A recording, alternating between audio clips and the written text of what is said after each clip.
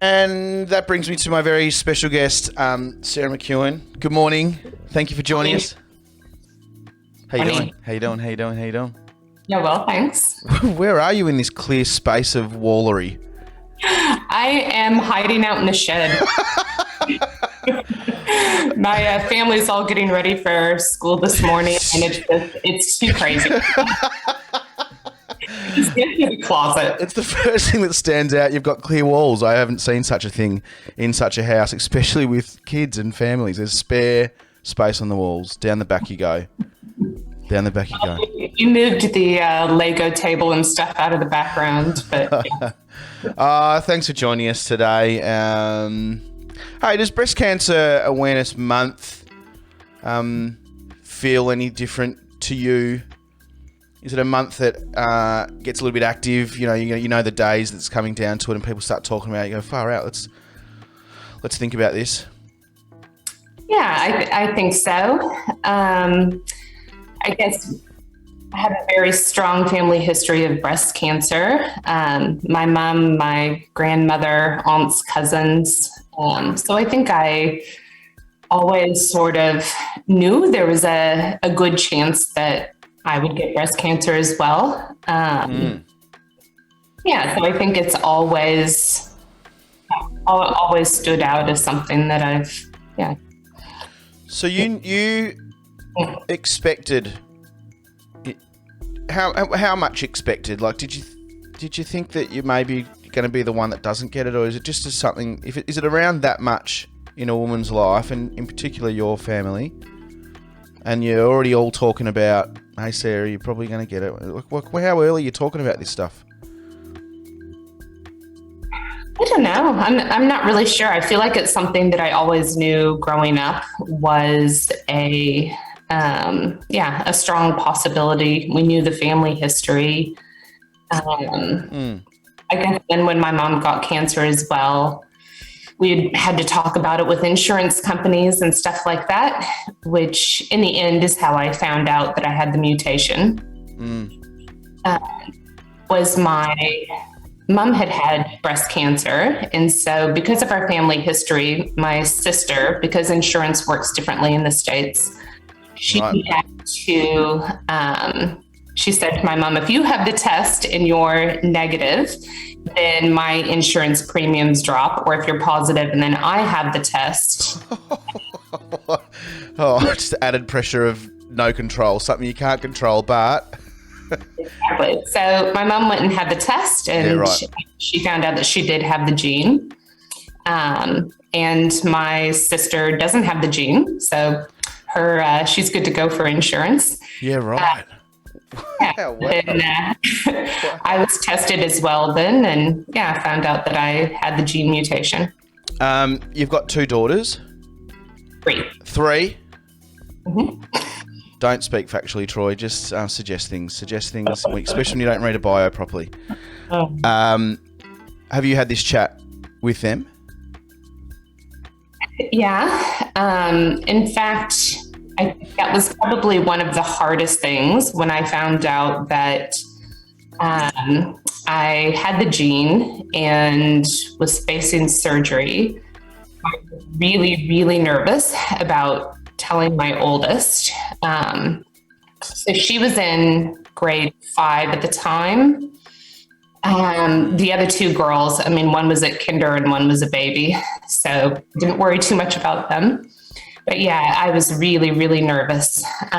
Telling my oldest, I didn't know how she'd react, if she'd be really worried. So in the end, I said, I had a blood test that shows that I'm really likely to get breast cancer, and you can't get breast cancer if you don't have breasts. So I'm going to have surgery and have them taken off.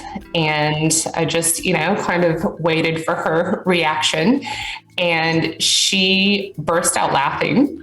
And that, not the reaction I was expecting. She burst out laughing. Why?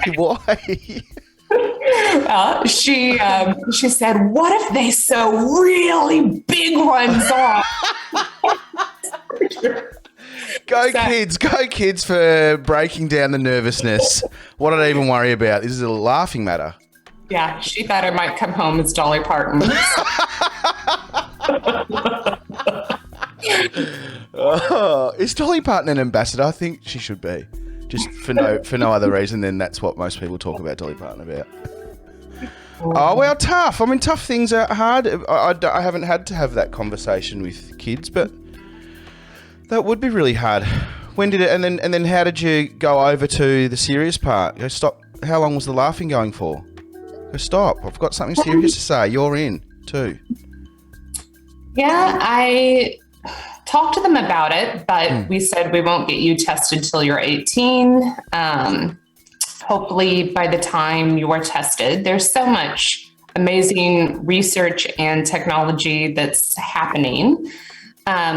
There's a good chance that in the future, people with the gene mutation, they might actually be able to just switch the gene off.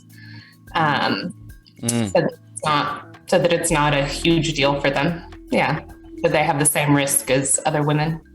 Do you think your awareness and preparation and desensitizing history around this BRCA has been helpful with your approach to it? Yeah. Less shocking. There's a bit of work that's like a little bit of research that's gone on about when people find out that they're likely to carry the gene. And based on that research, we did decide to talk to our girls about it while they were younger. Just to prepare them for what could be in their future. Yeah. Excuse my ignorance. Is it all clear? Do you all get all clear once you get them removed? Have you got other things that could potentially come up because of the history? So it's removed 95% of my risk of breast cancer because the breast tissue actually wraps up like into your shoulders and around into your back. It's not concentrated. They can't guarantee that they can get every single little scrap out. But it's more likely to be detected early as well because it's quite on the surface. So if a lump formed, you should be able, in theory, to find it pretty easily. But I'm lower risk than the average woman now. Yeah. Oh, that's good. It seems like an obvious choice. Still not easy. Mm-mm. Still not easy. Yeah, it's not just walk in. I'm 100% sure this is going on. Go on.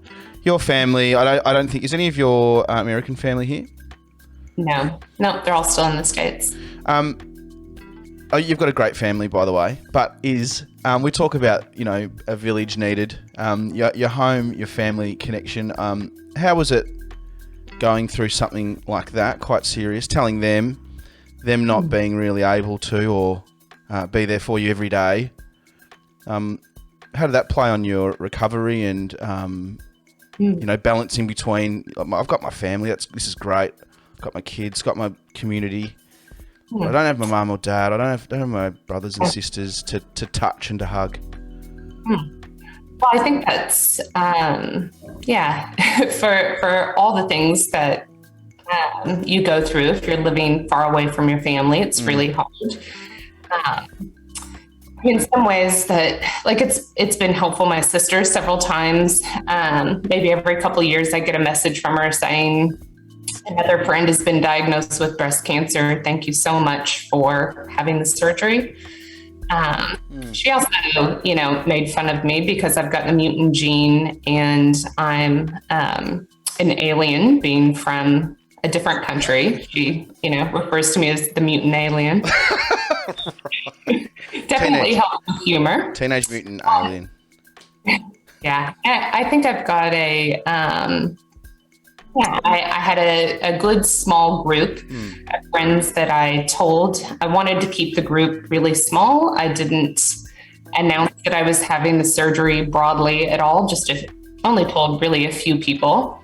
I think I don't mind at all talking about it now, but at the time it was really raw and angry, and I think I didn't want people coming up and saying annoying stuff to me. I think I've had a few friends who have gone through similar types of things, whether it's cancer or not. And I know people mean well, but maybe even the fact that it wasn't actually cancer, but was a 60% chance of getting cancer. I just thought it's going to bring all the weirdos out of the word who are going to say, just crush up these mushroom powder and have it for a drink every morning and you won't need to have surgery. Or, it's probably those, maybe just already dealing enough with my emotions. I didn't want to deal with other people's input. Didn't want to be the center of a bunch of drama about it. So just kept the group small who knew.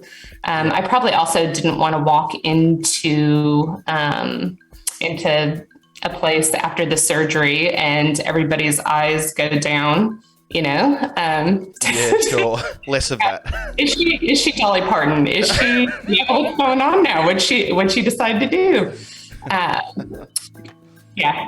Don't mind talking about it now, but at the time it was just too, As a woman, do you have much focus on it when you're getting ready? Is it just part of you now? The procedures and the differences. Is it just part of you? Does it hinder or is it part of your getting ready? That becomes your conversation to yourself, which, is a lot of unseen stuff that can really wear people down. Yeah, so there are different types of surgery that you can have after for reconstruction. So some people go the route of having implants. Some people use their own body parts to make new breasts. Really? What? And so that is the option actually that I chose. So they made like an incision along my bikini line and took skin and fat and blood vessels, and they basically 10-hour surgery. And so under a microscope, they hooked up the blood vessels. So it is actually all me. And although it was a very long surgery, a much longer recovery, it means I don't have to have any more surgery. So with an implant, you do have to have them replaced. You have to go in every few years and have more surgery to have them. They've got a shelf life. You need to have those replaced. They're also, a woman who just has implants to make herself bigger still has all the fat tissue and everything top of those implants. If you're having reconstruction, it can be where even the edges and the ripple of the implant can show through your skin. Because it's not part of you, when you go outside in the winter, it can get really cold. Right. You don't have any feeling or sensation or anything. Sure. So I decided to do the one huge surgery, one huge recovery. And it's, I guess even with implants, if you gain and lose weight, they don't change. Whereas because I've taken my own tissue, as I gain and lose weight, it reacts normally. It's warm to the touch, all those things. It's a more natural, way of doing. Fascinating. Is it were you comfortable in going that way, in terms of, this is what I've been dealt with. Why am I caring about? Is it a little bit in the vein? Did you ever think this is too vain? I don't need to be filled, or I don't need to go back. This is what I got. This is the way things went, and all good. Or do you just go, this is stupid? I don't need a puffing up. or yeah, it'd be hard. I think the big thing for me was my daughters. And I really wanted to make it as not scary as possible for them. Wow. So I chose the type of reconstruction. I chose to keep my nipples. I chose all of those things, thinking of them and looking as, normal as possible. I think after I had the surgery, I really did kind of think, I could have just had them off and gone and it wouldn't have mattered. Ironically now they laugh and ask, why in the world would you keep nipples? Just get rid of those. And, I know. They have all different ideas about what I should have done, what I could have done, and they think it's all hilarious. But at the time, that's where I was at, was I want to make this look as not scary and normal as possible. Sure. Oh, this is interesting. We're talking about nipples. I love it. Yeah. I love it. Yeah. I think about nipples every day. No. On PG radio, am I allowed to say that? Yeah, no, nipples are in. Nipples are in. Today they are. These next 3 days they are in. They're allowed. We've got some questions come through. Mr. Latu has asked, how do you keep your thoughts positive? And are there triggers that bring you down?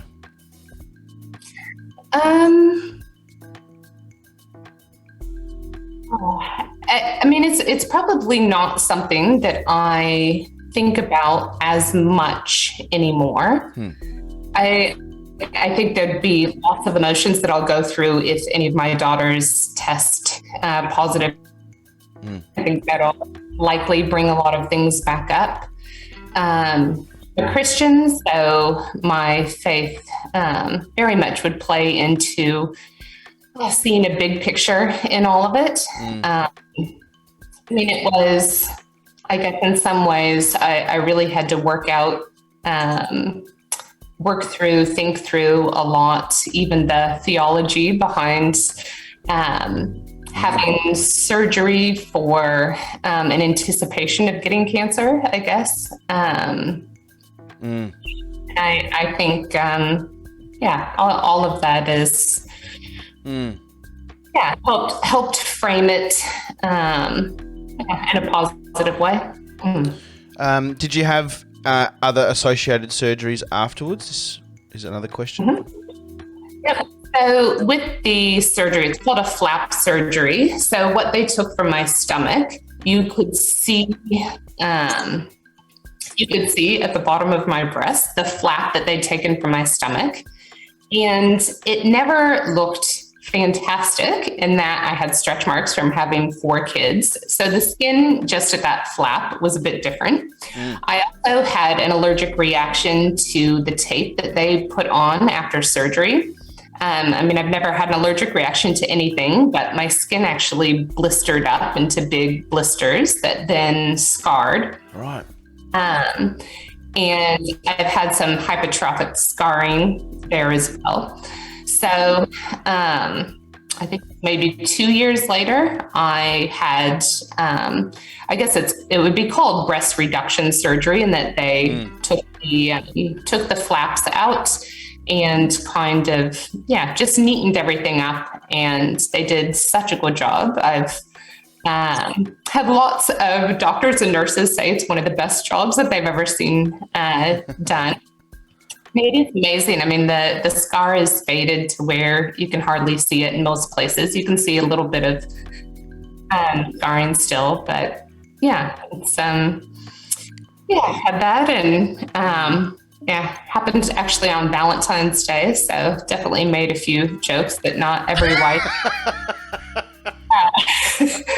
has her boobs worked on Valentine's Day. Oh, you'd have to give context so many conversations. It's not about Josh. It's got nothing to do with my husband. No, it's not.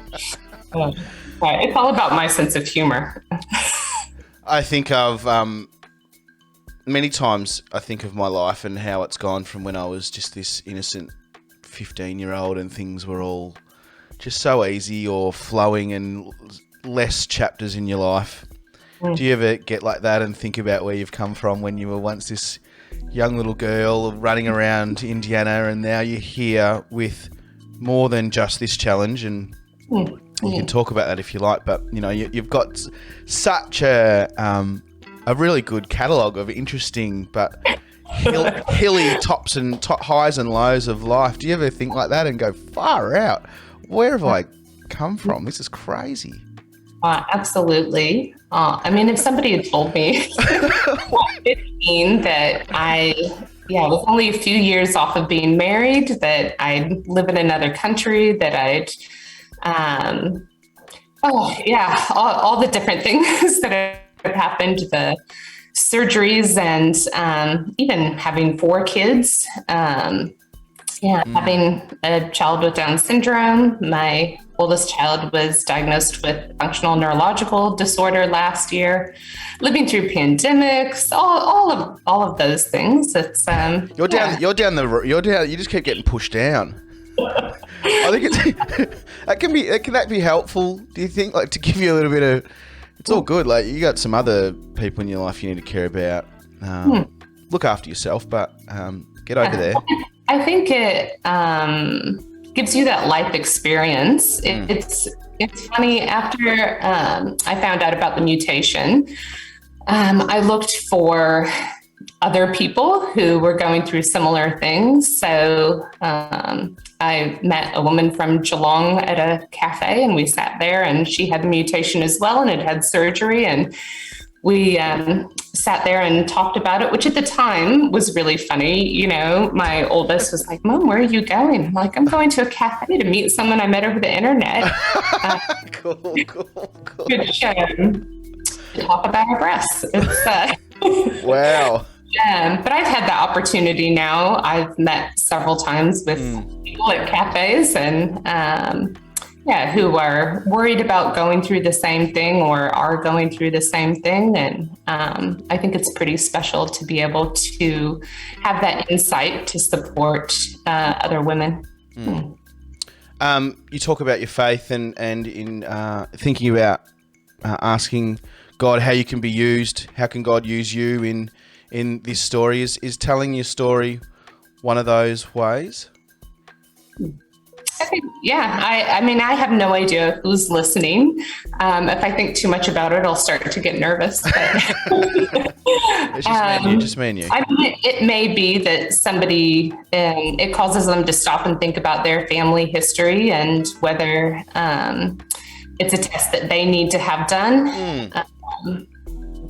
I'd love to hope that I'm an encouragement to others, that you can come through at the other side. And so it's been 6 years since that initial surgery. And then I had the breast reduction, and then I also had my ovaries and tubes out 3 years ago. Are you aware of any positive future with the gene mutation and the surrounding information around BRCA? Is it disappearing, or are you into that side of things? If you've got any spare time in your life to just dig around and research? I used to be much more into it. I used to, so there's an organization called Pink Hope, and they support women who have a family history of breast cancer. So there's been quite a few breast cancer genes that have been discovered. And there's still some women who, every woman in their family has had breast cancer, but they still can't find a gene linked to it. And I feel for those women in that position that, doctors aren't necessarily willing to help. They don't have a diagnosed gene. So, your question was about, so I used to really read a lot more, all the new papers and all the new research that was coming out. But I have to say, 6 years on, I've probably paid less attention to it than I did at the time. But at the time, there was definitely, there were lots of different, there's quite a bit of research that goes on in Melbourne. Right. yeah, so there were things that I could have participated in, but it was too hard. My kids were all too little at the time. Yeah, sure. Thought of having to do that, but yeah, I think there is really some amazing research that's going on that really has the possibility of repairing that gene, so that there doesn't need to be any surgery or anything like that. Yeah. We talked earlier on at the start about family. What do you miss most about Indiana and home, and where would you place yourself right now if you could have 24 hours just in Indiana and come back? Yeah. I went there. Did I tell you I went there? I went there for like 5 hours. It was not that long, but it was a little bit longer. I went there like a year and a half ago or 2 years ago, and went to an Indiana Pacers game.